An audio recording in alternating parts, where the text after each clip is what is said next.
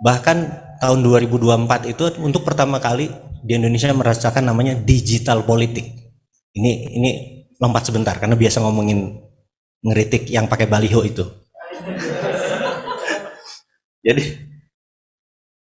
maksudnya baligo nanti nggak ada yang lihat? nggak pengaruh. Nggak pengaruh Dilihat ya? tapi nggak pengaruh. Gitu. Jadi padahal baliho di mana-mana yang tadinya nggak tahu jadi naksir, lama-lama sebel juga nih, kok di mana-mana ada dia gitu ya. Yang Jadi efeknya malah negatif gitu. Banyak baligo, ya sudah saya nggak ikut campur.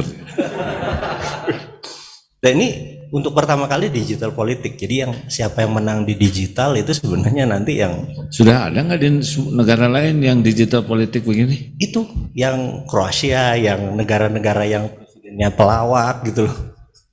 Jadi aneh-aneh nih yang ke depan ini ada kayak Macron yang umur 34 tahun. Ya, ini ya Trudeau gitu ya, karena ada Macron di Perancis. Itu gayanya sudah bukan nanti kita ngomong politik. Ya. Nah, balik ke ini. Nah, yang saya mau menceritakan ini adalah berikutnya adalah ada 3 generasi yang saat ini menguasai 95% kehidupan kita. Generasi X, kayak saya sama Agim ini gitu ya. Generasi X. Kami ini suka membaca, suka menulis. Jadi sosial medianya Facebook gitu ya. Nah, mereka yang 43 tahun ke bawah sampai 25 puluhan ini itu generasi milenial. Saya merasa di sini 90% milenial nih, cuman kita doang yang kolonial. Nah, milenial ini itunya apa? Sosial medianya adalah IG, gitu ya. Dan yang nyentrik adalah yang 25 tahun ke bawah, karena itu merupakan 40% populasi Indonesia. Itu TikTok behaviornya. Jadi kalau saya tanya, siapa di sini kenal Zinedine Zidane, penyanyi Jogja? Nah, cuma 1-2 orang, ya kan? Nah, ini dia nonton TikTok artinya gitu. Gitu. Jadi lagu Ambiar Makpiar, siapa yang apa? Siapa yang bisa lagu tarian itu enggak? Atau Mendung Tanpa Udan? Nah, ini anak TikTok gitu. Jadi kita bisa ada seorang anak umur 21 tahun, viewernya 17 juta, banyak orang di mana kita bilang ini orang siapa sih, bener nggak? Karena platformnya TikTok. Nah, ingat, IG, Facebook itu adalah sosial media, tapi TikTok adalah media. Ini Anda akan saya bikin shock. Organisasi saya 40% omsetnya TikTok. Nah, gimana caranya dagang di TikTok, bener nggak?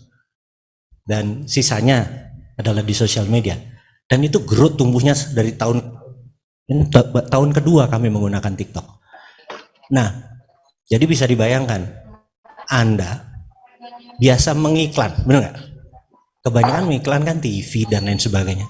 TikTok Anda mengiklan hanya 10% budget iklan. Omsetnya bisa double daripada Anda mengiklan di cara konvensional.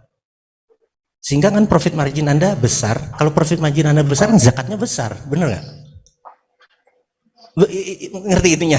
Ya, memang ciri cita-cita kita tuh bukan banyak untung, banyak zakat. Kalau banyak zakat berarti untung ya. Karena agak jelek, kamu pengen jadi apa? Pengen jadi orang kaya. Orang kaya belum bayar zakat, belum tentu bayar zakat. Tapi orang bayar zakat insya Allah kaya. Amin. Cocok mas? Kita cocok-cocokkan aja. Jadi kita mau cerita lagi. Nah, Anda kenal nggak bahwa market Anda itu bergeser terus? Anda orang HRD nih, market Anda bergeser terus. Jadi saya mau ceritain tentang organisasi saya. Saya punya 2 organisasi yang digital, full digital. Jadi saya mundur sebentar supaya Anda ngambil pelajarannya buat perusahaan Anda ke depan. Jadi saya nggak ngajarin, karena kan bidangnya beda-beda, tapi ambil hikmahnya aja. Nah, di tahun 2000, ini mundur sebentar, tahun 2000, saya bertiga sahabat saya. Mr. F, Mr. P, dan saya. Saya nggak sebut namanya karena begitu saya sebut namanya semua orang tahu dia gitu. Salah satu 9 naga deh. Duduk di apartemen di San Francisco, kami dari Indonesia sudah menganalisa. Waktu itu Google keluar seri C. Dia perlu duit 36 juta dolar untuk 21% saham Google. Gitu cerita. Kami berdebat selama dalam perjalanan, bahkan di hotel, di apartemen itu kita berdebat bahwa saya bilang masuk. Partner saya satu yang P ini bilang masuk. Tapi F sebagai majority shareholder dia bilang enggak, gue nggak mau. Search engine, Yahoo is the winner. Ini tahun 2000 nih. Sekali lagi ya. Search engine, Yahoo is the winner. Udah, end of discussion, kita cari yang lain. Enggak, saya bilang masuk, ini berdebat. Saya bilang, bisnisnya mungkin search engine biasa. Tapi saya tuh suka who-nya. Saya tuh di dalam bisnis, di dalam investasi, yang saya incer bukan what-nya, dagangnya apa. Dagang pecel, punya apa, pertambangan batu bara, itu kan barangnya. Tapi who-nya, misalnya, Agim, gue masuk. Mau dia dagang apa, ngerti nggak who-nya. Saya lihat, Sergey Brin ini keren banget orangnya. Bener nggak? Saya pelajari tentang Sergey gitu ya. Partner saya bilang nggak, search engine selesai, Yahoo is the winner gitu. Nah, ya karena kalah suara akhirnya kita nggak masuk. 2018, lompat nih 18 tahun kemudian, saya ketemu di lift BCA sama dia. Bro, gila ya. Dulu kalau kita masuk 21% saham Google, nilainya sekarang kan 1000 billion. Ya benar nggak? 1000 billion, 1 triliun dolar. Anda tahu APBN Indonesia berapa? 1.800 triliun. Kalau di US dollar kan 120 billion. Google itu 7 kali dari APBN Indonesia. Jadi kalau kita punya 21%, kita sama dengan Indonesia kayaknya gitu kan. Kita bilang udahlah. Kalau kita ngomong the past itu nggak nyelesain masalah gitu ya. Jadi sekarang Yahoo udah nggak akan, anak-anak milenial, anak digital, anak-anak zilenial yang 20 ke bawah nggak kenal itu yang namanya Yahoo, bener nggak? Kita masih kenal. Mereka saat ini Google is the winner, tapi bukan berarti dia akan menang selamanya, gitu ya.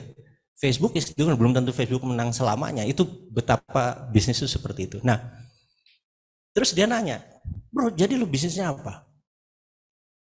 Itu 2018. Gue masuk blockchain. Lu gila lu. Ini 2018 Pak. Sekarang lo kenal Bitcoin, bener gak? Lo kenal Ethereum, lo kenal Doge, dan lain sebagainya. 2017-2018 lo gak pernah denger tuh kan sebelumnya. Jadi di 2016 saya menganalisa sama seperti saya menganalisa tentang Google. Saya menganalisa, saya bilang blockchain is the winner, gitu loh. Nah, dia bilang, apa alasannya lo lihat blockchain is the winner? Ini ngomongnya di lift Pak. Jadi udah untuk buka turun lagi kita ngomong itu. Jadi ngomongnya di lift. Terus akhirnya kita turun di lobi, diskusi lagi gitu. Gini, sekali lagi, mundur lagi sejarah. Tahun 1964, pemerintah Amerika merasa cara berkomunikasi lewat PSTN, yang ceklek, dulu kan manual gitu kan, kemudian lewat kabel, telepon kan namanya PSTN kan, yang 021 atau kalau dari Jakarta gitu ya, itu PSTN. Pemerintah Amerika tahun 64 merasa kayaknya perlu bentuk lain, komunikasi selain pakai PSTN. Kemudian Department of Defense, DOD-nya Amerika, Department of Defense atau Menteri Pertahanan Amerika melakukan studi dan akhirnya confirm di tahun 69 ada benda yang namanya internet. Benar nggak? Nah, internet itu punya WWW. Jadi internet itu blockchain, WWW itu Bitcoin. Ingat, Bitcoin adalah blockchain, blockchain bukan Bitcoin. Paham ya? Jadi saya bilang, siapapun yang akan menggunakan internet pakai WWW, Department of Defense of Amerika akan mengetahui, mau itu Alibaba kayak, mau itu Tencent kayak, perusahaan-perusahaan yang Anda merasa dia the biggest in the world, bener nggak? Selama pakai WWW selesai, Department of Defense bisa buka. Kan tidak secure, bener nggak? Makanya saya bilang bahwa di tahun 2009 seorang kelompok anak muda dari Jepang, codename-nya Satoshi, menciptakan blockchain. 2016, 2017 saya udah getem-getem gitu. Saya pikir gue sikat nih, kirim anak-anak 33 orang ke Amerika dan ke Jepang segala macam. Human development, invest di people, bener nggak? Yang jelas dari 33 hanya 7 orang sekarang yang di hijack. Nah, tapi it's okay gitu ya, karena yang penting kita jadi saudara, kita tetap berhubungan walaupun dia pindah. Dia bilang, Pak ini begini, tetap berhubungan baik. Ya karena kita sekolahin dia gitu. Kita juga nggak ngarepin sekolahin terus kita ngarepin lu harus bayar apa yang kita invest ke dia, enggak. Nah, Dikit aja, sukses itu menyukseskan. itu Jadi walaupun tidak bergabung bersama kita, kalau mereka sukses, kita yang sukses. Amin. Nah kalau kita sukses, berarti yang sukses orang tua kita. Gitu. Nah gitu aja. Ya, karena itu kita harus doain terus ya. Iya.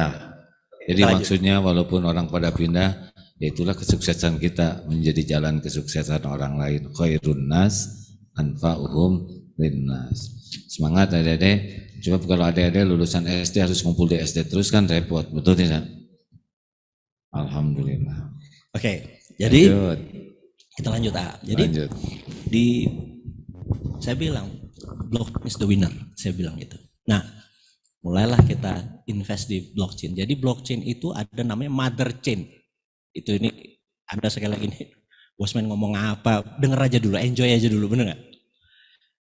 Bahwa betapa hal yang akan muncul ini seakan-akan, ini apa sih? Anda sering saat ini wondering what happened, bener nggak?